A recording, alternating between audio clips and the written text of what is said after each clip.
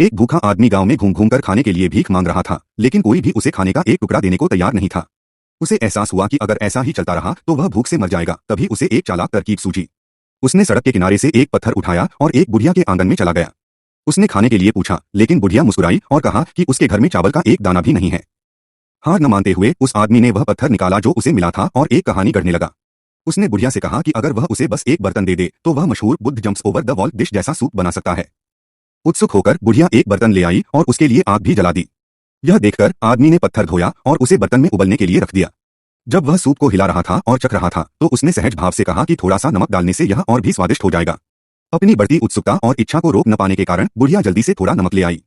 आदमी ने नमक मिलाया, फिर शांति से कहा कि थोड़ी सी चर्बी लाड डालने से इसकी खुशबू सचमुच लाजवाब हो जाएगी। उसकी बातों से ललचाकर और यह जानने के लिए उत्सुक होकर कि चर्बी डालने से सूप कितना स्वादिष्ट हो सकता है, वह एक बड़ा चम्मच भरकर चर्बी ले आई और बर्तन में डाल दी। जैसे ही चर्बी पिघली, हवा में एक शानदार स्वादिष्ट खुशबू फैल गई। यह जानते हुए कि यह अभी भी काफी, बुढ़िया उस चाल में पूरी तरह आ गई। घर में खाना न होने की अपनी बात को भूलकर वह मुड़ी और अंदर से कुछ सब्जियां ले आई।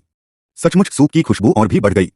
बुढ़िया को अब पूरा यकीन हो गया था कि पत्थर से सच में बहुत बढ़िया सूप बन सकता है और उसे उस आदमी की किसी भी बात पर शक नहीं रहा।